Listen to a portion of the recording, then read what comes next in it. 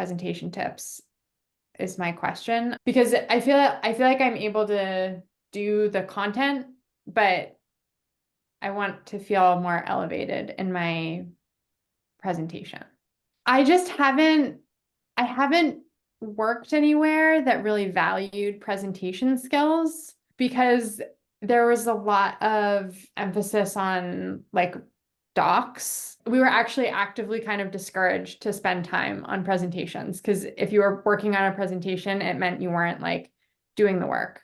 So as a result, I feel like I've gotten feedback on this actually in one instance where the hiring manager was like, you just weren't, like, your presentation was just not polished enough for this. Like, this role is going to have all of this exec visibility, etc., which is fair. Like, I felt I know I haven't gotten the reps, but I also just don't even know what good looks like. Good looks like you actually spend time on the delivery of the presentation. Because your previous environment didn't value the delivery of it, you didn't spend a lot of time. I actually work with someone, she used to work at Amazon, so her written communication was very good, and she left Amazon and then realized that she just can't be as good in verbal communication Mm. because other companies don't rely on doc writing. And she couldn't, it's not that she couldn't compete necessarily. She didn't want to put in the time Mm. to compete in that environment. So she went back to Amazon. All of that Mm. is to say that different companies have a different bar. Mm-hmm. So let's say if you spend 1 hour on the content, how much time did you spend on the delivery? I spent 90% of my time on the content and 10% on the delivery. So But it that was has, also because I felt like, and maybe this is just, I need to be more like agile in my presentation development process, where I'm like practicing it as I'm building it and refining through practicing it. Because I felt like I waited until the content was where I wanted it to be, and then I started practicing. your content needs to be at a certain level before you can actually practice it. You don't have to wait until it's done because you would see once you start delivering it that you could tweak things in a certain way. I would also say principle wise, we are all storytellers because that's just who we are as species. The storyteller gene is in us without a doubt. And so you that's not something you ever need to doubt yourself on whether you could tell stories or not. Everyone has storytelling genes already built in. And the reason why we need to spend time just waking that part of us up is because if you actually look at how the brain works, when we are sitting in a lecture and when we're given data points, there's only one or two parts of the brain that lights up, the part that helps us understand numbers, and it's a small part of the brain. But if you look at the brain scan of someone who is listening to a story, the entire brain lights up. When the entire brain lights up, all of our senses are picking up signals in that story.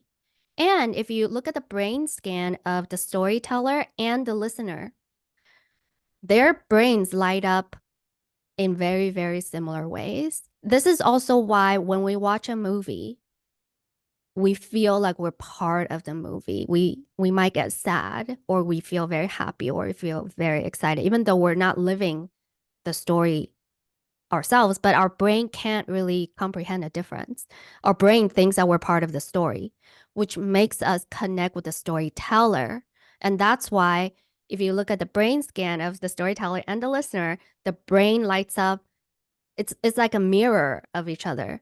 And so when the entire brain lights up, we are building a lot of connection and a lot of trust with the storyteller. So the more you tell stories, the more your listener will feel connected to you. And this is where the trust gets formed a lot more than if you were to just throw numbers at people, because when you throw numbers at people, only a small part of the brain lights up. So that's just brain science. And that is to say, everyone should be storytellers. Actually, everyone is already a storyteller. That gene is already within us. You just have to wake it up. Okay, so knowing that storytelling actually gives you a shortcut to connecting with the listener who is your interviewer, you absolutely need to tell stories. And the way you tell story is not just by building the deck. That's not how you tell a story. You actually have to tell it. And so when your deck is at 75% done or 60% done, you start telling it. And when you're telling it, you're going to very naturally know, oh, I need to tweak this. Oh, I need to tweak that. And that tweaking is not going to come if you don't practice telling it. I see. This is so helpful, Nancy, because I feel like the other part that has been challenging for me with the storytelling is like the way my brain, maybe lots of brains work, is I feel like I can see the kind of big chunks of what I want to communicate, but I miss the connective. I don't, because it's like obvious to me how those things relate. Yeah. I need to get better at how I connect those for my listener. Yes. And I'm seeing, as I'm listening to your story, I'm seeing that when I just focus on the content, it's like I polish each of those individual rocks, but the way that they connect is still not any clearer for my audience. So then when I go to present, there's something like awkward and disjointed. And the good part about practicing the delivery of it is you would feel like you know the content really, really well.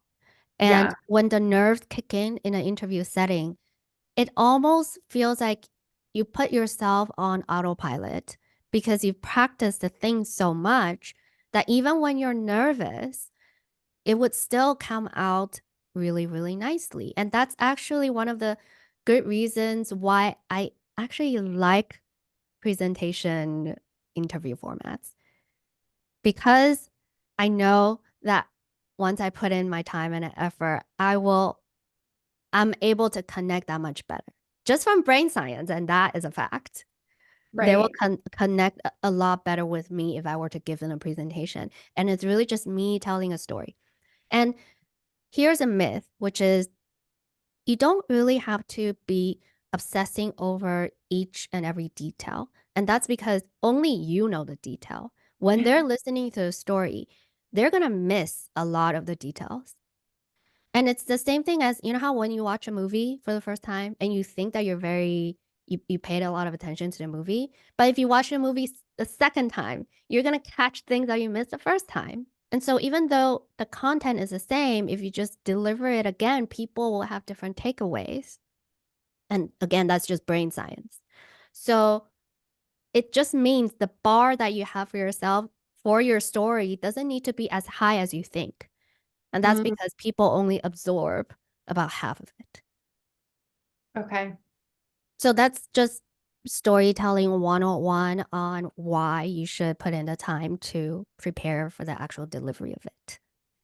Yeah. I There's love. 201, which is more advanced. If you look at really great stories and speeches, you would see that it follows the hero's journey, which is arc of any story at the most basic level. The hero's journey is the hero is a hero and they have a desire, and then they go through struggles and pain points, and then they live happily ever after they solve these pain points. That's the hero's journey. Most people, though, when they give a presentation, they see themselves as the hero. But the hero is actually the audience. The hero is not you, which means when we frame the story, we really need to understand what the audience wants because they're the hero. So, what are their pain points? What do they want to know? What's preventing them from getting there? And that is the story you tell. So in the context of it, like an interview panel, I'm not seeing how to do that. If you're describing like a project that you worked on at some other company to people who have no no interest in that, how do you do that? Well, you first get them to empathize with the problem. So in my take-home assignment, I talked about a transportation app. The commonality between the audience who has never used my transportation app with the actual transportation app is everyone knows traffic sucks, or everyone knows that sitting in a crowded parking lot on Black Friday sucks. So you start telling the story by not even saying anything and you just show them a picture of traffic. And that immediately brings them to the last time when they were stuck in traffic. So you tell the story by finding something that they might have in common with the problem that you were solving. And notice in this traffic instance, I could throw numbers around. Like I could say the average American spends, I don't know, more than 2 hours a day stuck in traffic. That's just data. I could lead with that. But I didn't actually throw any numbers when I was just talking about the problem. I just showed a picture of traffic. And that alone is good enough to bring them into this painful state. And then you can layer on the data if you want to. But part of the storytelling technique is data comes second, which is kind of counterintuitive to PMs because we're all trained to be very data driven, etc. But we cannot rely on that to tell stories. And I'll give you another example. So everyone knows that giving birth is very painful. Right? That's a fact. And everyone would believe me when I say it.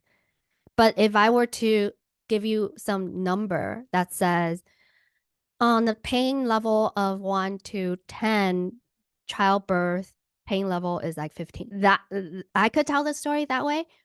Or I could say, imagine that you wrap your nostril around your head. That is what it feels like to give birth. Now, I just gave you a thing, like I just gave you a feeling that you never wish to experience ever in your whole life. That is storytelling. I'm just using words and not data to get you to feel a certain way. And then I'll bring some data later, but the data thing is now secondary. Right, because then you're just trying to get the audience to be in the journey. Yeah.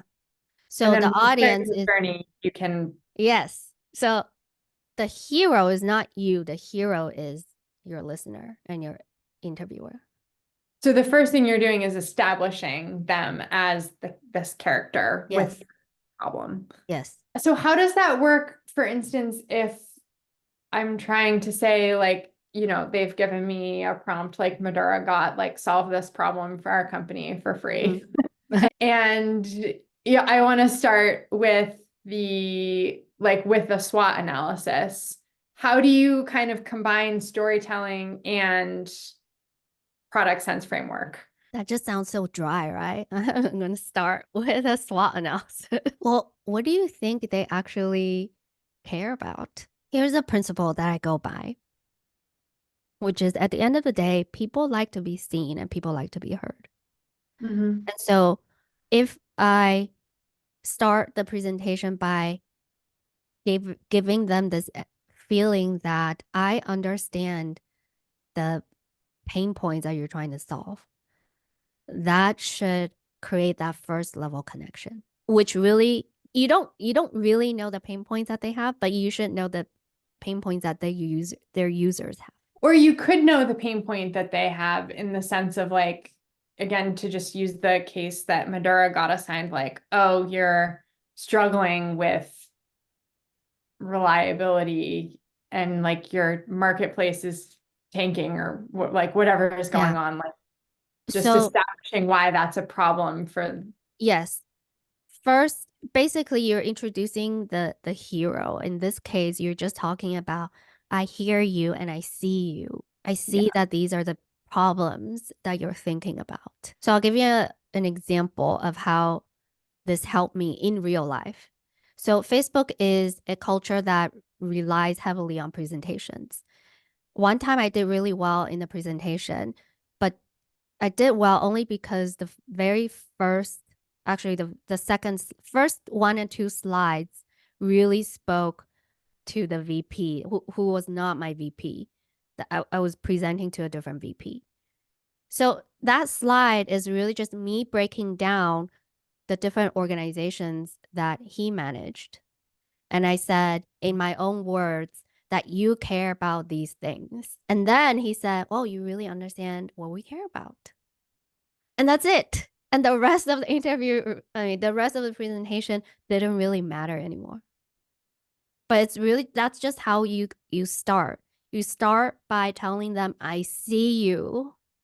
And that's it. Did you anticipate that? Like, did you put the presentation together intending to have that effect, or were you surprised? I was surprised. Did you know when you put those two slides together, were you like, that's for this stakeholder? I wish that I was doing it intentionally to win him over just from the first slide. But what I wanted was to just demonstrate that I understand the problem space. So Right. PM, right?